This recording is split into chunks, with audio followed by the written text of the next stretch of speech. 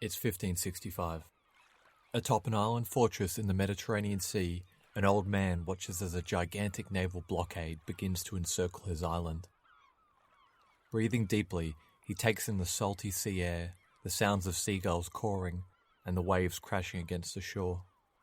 He knew this would be one of his last moments to enjoy the peace and serenity. Standing with him were a handful of grizzled knights, all that remained of the once mighty Knights Hospitaller. The time of Crusades, plate armour and codes of chivalry had long since passed, but a determined few still clung zealously to this lost age. In their glory days, the Hospitallers held territory all across the Holy Land. From Antioch to Gaza, they were a true force to be reckoned with, but that was almost 4 centuries ago. By now, they had been reduced to a tiny spit of land off the coast of Italy, the island of Malta. A few hundred knights, bound by oath to retake Jerusalem from Islam, and this man was their leader. He was 70 years old, but his body gave no signs of his age.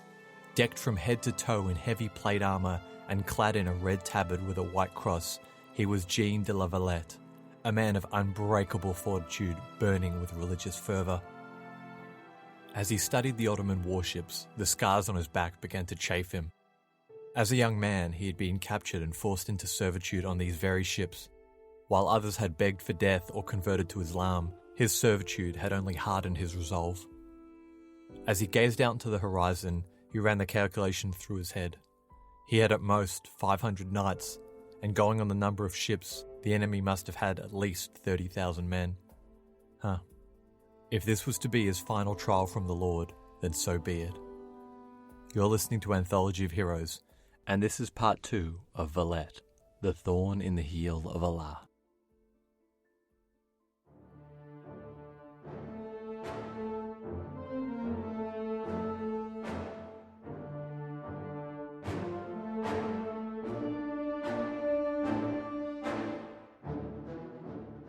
Hi everyone, just to catch you up. In part 1 we covered the history of the Crusades, as well as the backstory of how a group of crusading knights originally based around Jerusalem came to find themselves on a tiny island in the middle of the Mediterranean Sea. We covered the backstory of Valette, the Grand Master of the Knights Hospitaller, and also that of Dragut, the pirate warlord known as the Drawn Sword of Islam. I think the brutal and unforgiving life of these men helps you understand their personalities and the decisions they made during the siege, so I would implore you to go back and check out part 1 if you haven't already. But if you'd rather dive right in, then here we are in Malta on the 18th of May 1565. The large Ottoman fleet that the knights had been expecting had just been sighted. And action. When the sun set on that Sunday evening, a plethora of boats bobbed gently in the harbour, filling the horizon from east to west. Even for someone like Valette, it was near impossible not to acknowledge the jaw-dropping power of Islam. As the workers began to set up camp, the deserted island looked more like the surface of Mars than any Mediterranean island. The barren and hard landscape, which the knights had so hated upon their arrival, now worked to the detriment of the enemy, who had to bring all their own materials and keep their supply lines secure back to mainland Europe. Just a reminder that I'll be providing a map of Malta and the siege on our Instagram page. It shows where the attacks took place and it might help you visualise the siege a little easier. The first few probing attacks came quickly, designed more to scout for weaknesses than to start anything serious. And it was during this time that a problem that would plague the Ottomans for the rest of the siege appeared for the first time: command. You see, Sultan Suleiman was a gifted commander, and in his greatest victories he commanded from the front, or at least somewhere on the battlefield. But he was 70 years old now, and riddled with gout, he feared his body would not hold up to the journey, let alone the siege itself. In his place, he decided on a confusing 3-directional chain of command. Mustafa Pasha was to lead the army, Piali Pasha was to lead the navy, and in the event of a disagreement, Dragut, the Drawn Sword of Islam, would have the final word.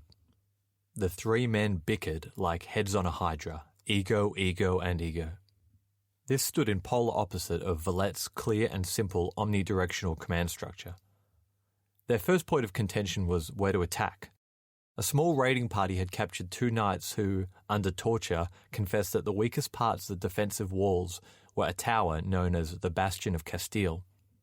Mustafa pushed for this to be the first target instead of the agreed-upon Fort St Elmo. Fort St Elmo had always been the original first target as it was impressively defended but very isolated on the other side of the harbour. Payali, the naval commander, maintained that the original plan was still the best one, and the two men argued openly, but eventually Mustafa got his way. After all, he was a blood relation to the Sultan. Whether or not the prisoners they had captured lied about the bastion being vulnerable, or whether they had just said anything to stop the torture, the information they were given was incorrect, and the Ottomans came up hard against some of the best defences on the whole island.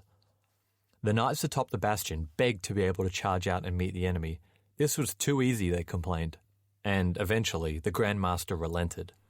Remembering his own hot-headedness from his youth, he allowed some of his younger knights to ride out against their first onslaught. As the racket of the Janissary military band snaked its way up toward the walls, 2 squadrons of knights and a hail of musket fire rained down on them from above.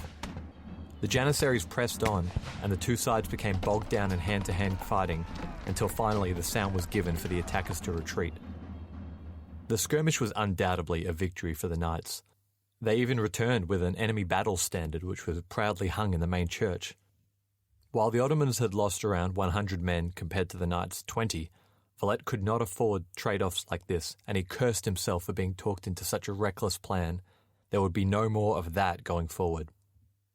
Once the bastion of Castile proved easily able to withstand the first attack, the Grand Master correctly guessed that Fort St Elmo would be next.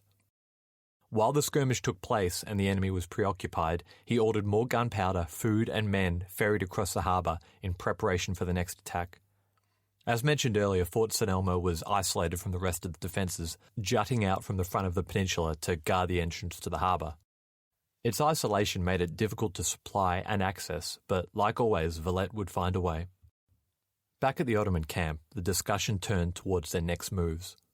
After the disappointing results at the bastion, both commanders now agreed that Fort St Elmo should be taken first. But the plan to how they would do this differed, and Mustafa once again found himself at odds with the young admiral. The troops had initially planned to countermine the walls, digging underneath them to plant explosives. This was how they had beaten the knights back at Rhodes, so why change a good thing? But Valette was not going to be caught out by that again, and had specially built the fortress atop hard stone with this in mind. So that option was off the table. That left them with really one option left: cannons, lots and lots of cannons. So, from the coast, the army lugged up 2 60-pound cannons, 10 80-pound cannons, and one humongous 160-pounder known as the Basilisk. This beast of a thing was very similar to the one that broke the timeless walls of Constantinople a century ago. Creating a device capable of firing a ball this size was incredibly difficult and very expensive, and it makes clear the level of investment Suleiman was willing to make in this venture. The bombardment commenced with gusto. The cannons were slow but relentless. Boom, boom, boom. And when the Basilisk fired, the noise was so loud that the knights were concerned the vibrations would actually crack their water reservoirs. As the cannons pounded throughout the day, Ottoman snipers picked off any man who was unfortunate enough to raise his head above the ramparts. Valette knew that if his men could not even fight back, their spirit would be broken quickly. So, on his side of the harbour, the Grand Master had his own quicker and smaller cannons placed to harass the larger enemy ones, forcing them to either move or fortify their positions. Meanwhile, he set the Maltese militia loose on the countryside, attacking any Ottoman foraging parties that had strayed from their camp. Though the people of Malta are almost never mentioned by name, the sources make it clear that any time they were involved in combat, they fought like lions with just as much tenacity and bravery as the knight. With every passing day, Valette waited until nightfall. To save ammunition, the Turkish guns usually quietened down during the night. So, under the cover of darkness, a convoy of wooden rowboats ferried across food, powder, and medical supplies to the defenders of St Elmo. And after dark, the real work began. The knights who had endured endless fire during the day spent the night repairing the wall as best they could. Whatever they could use to plug the holes the cannons had made that day was hastily stuffed in. Stones, wood, heavy sacks, anything, ready for the next bombardment at first light. But this simply couldn't last, and after a few days, the outer walls looked more like a stockade rather than a castle. And even with the delivery of supplies and ammunition, there was little to fix the psychological trauma the men were subjected to. Ducking from cannon fire all day and laboriously rebuilding their slowly crumbling home by night, all while snipers picked off anyone who stuck their head above the walls. The torment was unending. Occasionally, fresh soldiers were ferried across to replace the ones that had died that day, but as you can imagine, there weren't exactly many volunteers. One night, one of the captains returned with the supply convoy, a man named Juan de la Cerda. Valette was surprised to see him and asked him for a general report on the conditions of the fort. He asked him how many men had perished, did they have enough powder, how far had the Turks advanced? In response, La Cerda agonized over the state of the men, who he claimed could endure no more. Unmoved, Valette repeated his question, what losses have been suffered? La Cerda, frustrated with the lack of compassion he was being shown, snapped back, quote, St Elmo, senor, is like a sick man, worn out and at the end of his strength. He cannot survive without a doctor's aid and help. Raising his voice, Valette shot back, quote, then I myself will be the doctor, and I will bring others with me. If we cannot cure your fear, then we will make sure the fortress does not fall into the hands of the enemy, end quote. La Cerda grimaced. Instead of providing a military report like he was asked to do, he had bleated and moaned about the psychological state of the men, and it had just been checked by a man over twice his age. As the old Grand Master dramatically strapped on his breastplate, many knights came forward to volunteer, insisting they go before him. The Grand Master cannot possibly put himself in such danger. In under a minute of tailored theatrics, Valette had galvanized all the new reinforcements he needed. While the actions of him may come off as callous or even cruel, he needed to maintain a stoic and unemotional facade. If his men's lives were to be spent, he wanted them to be spent as slowly as possible. St Elmo was hell on earth for the men inside, but from a purely statistical view, every day it held out was another day the siege dragged on for the enemy. As soon as La Cerda left, Valette called his war council. He told the men bluntly that the fall of St Elmo was inevitable at some point, but the men must continue to hold the line if the rest of Malta had any chance at salvation. As the cannonade ground the walls of the fort down more and more, the Ottomans still found themselves unable to break through. A witness describes the citadel looking something like a tree stump in the middle of a clearing. Everything around it had been levelled. But yet, with each attempt, the attackers were met with an enormous resistance that continually repelled them. Like an old injured lion, St Elmo slumbered quietly, taking any punishment that was thrown its way, but if anyone came close enough, its bite was ferocious. Frustrated with the way things were going with his two lackeys, Dragut finally stepped in, and under him, the sporadic and uncoordinated attacks took on a fiendishly efficient equilibrium. The thunder and boom of the cannons became unending. When one finished, another began. The Janissaries were more motivated to fight under a central command of a man with such esteem, and their charges now advanced with a rediscovered vigour.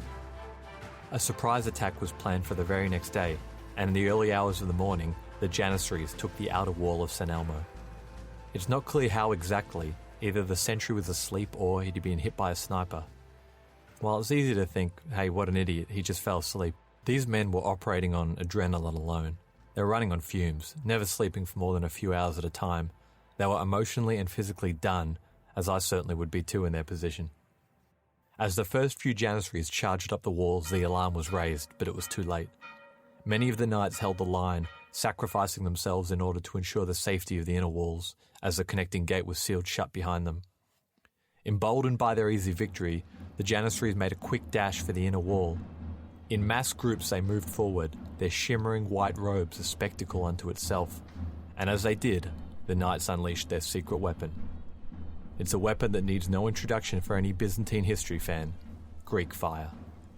Light wooden hoops dipped in napalm were set alight and flung from behind the walls into the tightly packed men. Remember that scene in the first Lord of the Rings where Aragorn hurls a flaming torch at a ring wraith? Well, the flowing silken robes that had just helped them nimbly scale the walls now served only to immolate them even faster. As they would panic and flounder, the fire would spread from one man to the next, and so on. Some attribute this low-tech ingenuity to Valette himself, but whoever came up with it, its effect was devastating, taking the advancing army completely by surprise. When the call to retreat was finally given, around 2,000 Janissaries lay dead and smouldering, the sickening smell of burnt flesh wafting back into the fort. While the Janissaries had been pushed back, they'd begun constructing a tower on the outer wall, and once they completed it, they'd be able to shoot directly at the defenders within the inner wall. The knights would be completely exposed. They also had started to fill the ditches between the inner and outer wall, and once this was done, an attack could come at any point of the wall at any time. The end was near. Still, Valette insisted the fortress must hold. New men were ferried in, with whoever had survived the last attack being given a precious few days of respite from the noise, heat, and cold. Those who returned were not the same men that had left. Covered in soot, blood, and dirt, they limped back into Dragut. Many of them emaciated from improper nutrition. Some men nursed broken arms, shattered legs, others a dislocated shoulder or shrapnel wounds. If the scouts' report left any doubt about the state of Fort St Elmo, these men confirmed it. But all were immediately expected to return to duty. If a man could stand, he was not counted as injured. And if one was not participating in combat, there was always something else that needed to be done. By all accounts, the quote-unquote fortress of St Elmo was now a teetering stack of broken masonry, wood, concrete, and earth. Almost as soon as the new defenders had arrived, the gong of the Janissary marching band sounded. Dragut's cannons unleashed another devastating barrage. The knights roared into action, and as the very walls they stood on began to collapse underneath them, they still managed to stop the enemy's relentless push. After a few hours of mounting losses, the horns to signal retreat was blown. The knights once again had held. Surely the next attack would have to be the final blow. The breaches in the wall were now too big to fill. The tower on the outer wall was almost complete, and the ditches were almost full. When the current was too strong, or when it was too dangerous for a boat to be sent across, expert Maltese swimmers risked their lives many times swimming in the pitch black across the harbour to deliver a message and then returning, all while evading Turkish patrols. Throughout this siege there are a couple of instances of knights defecting to the Ottomans, but no recorded instances of the Maltese natives ever doing so. Why the loyalty? Well, perhaps it was less their loyalty to the knights and more their hatred of the enemy, eagerly taking their first opportunity for revenge after being on the receiving end of Ottoman raids for so long. As we'll come to see, the Maltese people were very much the unsung heroes of this story. As the latest Maltese swimmer delivered his reports from Fort St Elmo, Valette called his council. All agreed that the fortress would fall, and soon, but what was to be done? Many suggested to blow it up rather than leave anything to the Turks, but Valette insisted the men of the fortress must not give in. He told his council that he had received word from Don Garcia that a relief force would be sent by the 20th of June. Tonight being the night of the 7th, that meant they only needed to hold out for 2 more weeks. Although he didn't express it to them, Valette was very sceptical of this relief force on this date. Garcia was a bit of a slippery character. Being the governor of southern Italy, he had a vested interest in keeping Malta held, true, but he was not about to throw away his forces on a cause that was already lost. Many suspected that if Malta was to fall, then Suleiman would immediately follow up with an invasion of southern Italy.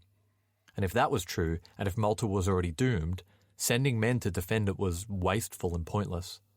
Valette reckoned on Garcia assuming all of Malta was lost if St Elmo fell, and for that reason it must be held down to the very last knight left inside. What I need to remind myself of is just how close Valette and the knights were to St Elmo. This isn't some king on the other side of Europe casually condemning his subjects to their doom. From Valette's headquarters in Fort St Angelo to Fort St Elmo, the distance was the equivalent of a street or two. The sound of the cannon tearing apart the walls, the shrieks of his dying men, and the gong of the approaching military band, all were easily heard by the Grand Master, and as much as possible felt by him also. The burden of being these men's jailer and executioner must have weighed particularly heavy on his 70-year-old shoulders. The very next day, as he watched St Elmo endure another shelling, a messenger burst through his council doors. He had a letter with him which said, quote, "Most illustrious and very reverend Monsieur, when the Turks landed here, Your Highness ordered all of us knights here present to come and defend this fortress. This we did with the greatest of good heart, and up to now, all that could be done has been done. Your Highness knows this, and that we never spared ourselves fatigue or danger, but now the enemy has reduced us to such a state that we can neither make any effect on them, nor can we defend ourselves, since they hold the ravelin, that's the outer wall, and the ditch. They have also made a bridge and steps up to our ramparts, and they have mined under the wall so that hourly we expect to be blown up. The ravelin itself has been enlarged so much that one cannot stand at one's post without being killed. One cannot place sentries to keep an eye on the enemy, since within minutes of them being posted they are shot dead by snipers. We are in such straits that we can no longer use the open space in the centre of the fort. Several of our men have already been killed already there, and we have no shelter except the chapel itself. Our troops are down at heart, and even their officers cannot make them any more take up their station on the walls. Convinced that the fort is sure to fall, they are preparing to save themselves by swimming for safety. Since we can no longer efficiently carry out our duties of our order, we are determined, if your Highness does not send us boats tonight so that we can withdraw, to sally forth and die as knights should. Do not send further reinforcements, since they are no more than dead men. This is the most determined resolution of all whose signatures your most illustrious Highness can read below." End quote. These men were past breaking point, and Valette needed to act now. 3 senior knights were sent to Fort St Elmo to truly assess if the situation was as hopeless as the letter said. When the men arrived, they found the fort in utter disarray. Military order had broken down. Men rushed around, chaotically burning weapons and food so that they could not fall into the hands of the Turks. The majority of them seemed to be younger knights who were just at their wits' end and wanted it all to stop. The senior officers removed emotion and psychology from the assessment and concluded, based on the remaining supplies and the integrity of the walls, they believed St Elmo could still be held for a few more days. Gathering all the frenzied young men, they read a letter aloud that Valette had sent to them. Quote, "A volunteer force has been raised under the command of Chevalier Constantino Castriota. Your petition to leave Fort St Elmo for the safety of Burgoo is now granted. This evening, as soon as the relieving forces landed, you may take the boats back. Return, my brethren, to the convent and to Burgoo, where you will be in more security. For my part, I shall feel more confident when I know that the fort, upon which the safety of the island so greatly depends, is held by men who I can trust implicitly." End quote. In other words, sorry that being a knight is so hard for you. Come back to safety and I'll find men who have the balls to do your job. You can imagine a room full of young knights looking at their feet, shuffling awkwardly as this was read out. The burning sarcasm and shame Valette had injected into this letter had the exact effect he desired, and the men snapped back to reality. Order was quickly restored, and the same knights now vowed to stick to their post. It kind of felt good, guilting his men into not leaving their doomed post.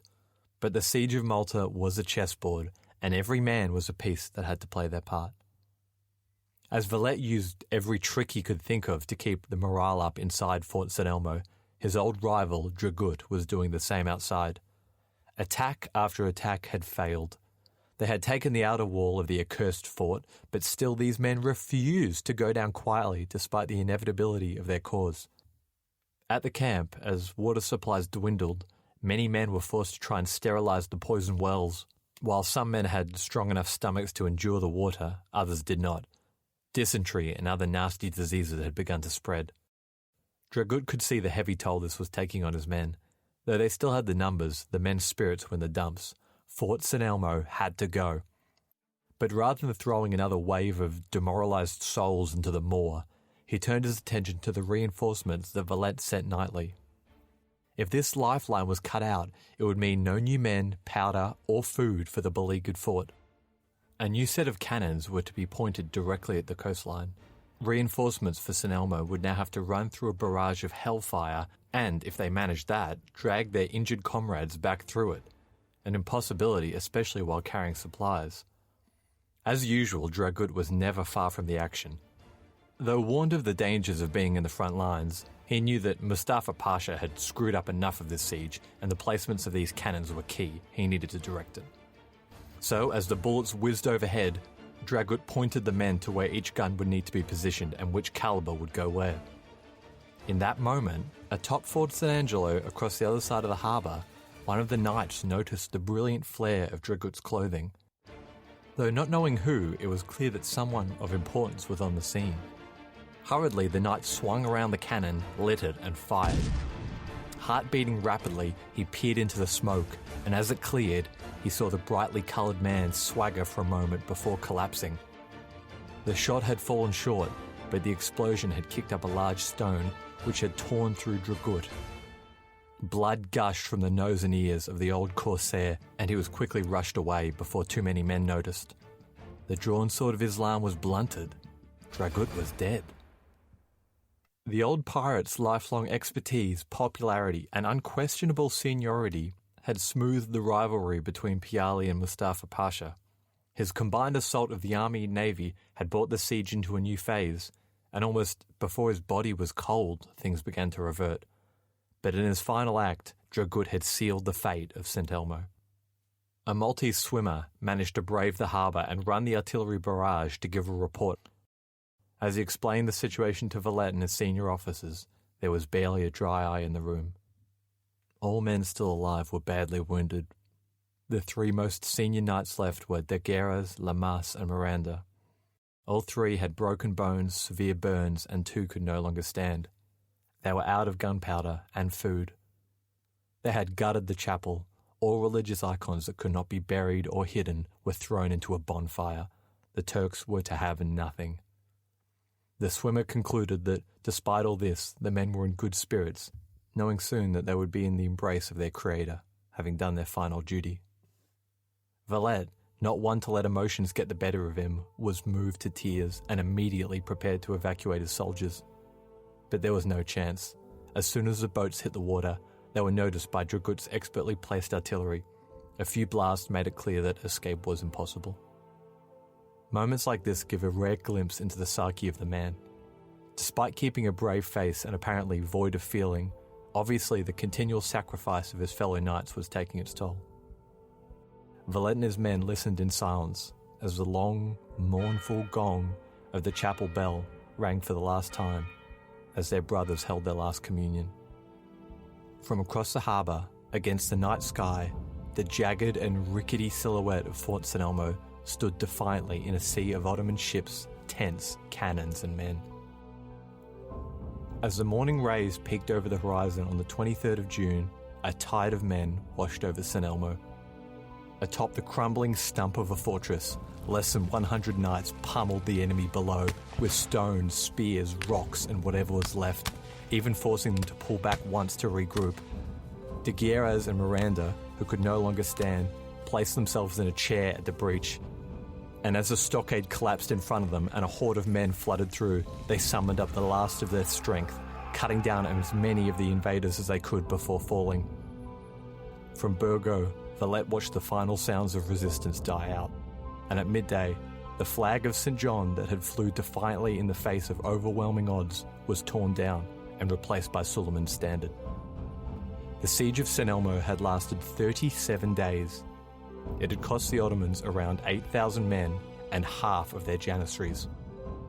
All this for a siege that the Sultan was told would only take a few days.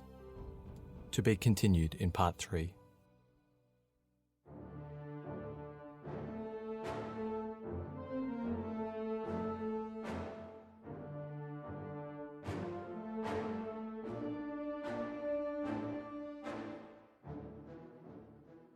A big thank you to the show's Patreons, Luke, Malcolm, Tom, and Claudia. A lot of people don't realise it, but this is a one-man show, so there's quite a bit of time that goes into producing it. I love sharing these stories, and it means a ton knowing that there's people out there who are really enjoying them. You guys help me keep the costs down for things like web hosting, sound libraries, books, and stuff like that. If you're not a patron already, we've got some cool rewards up, like having the option to read out some quotes I use in the show. If you want to have a look, tap the link in our bio.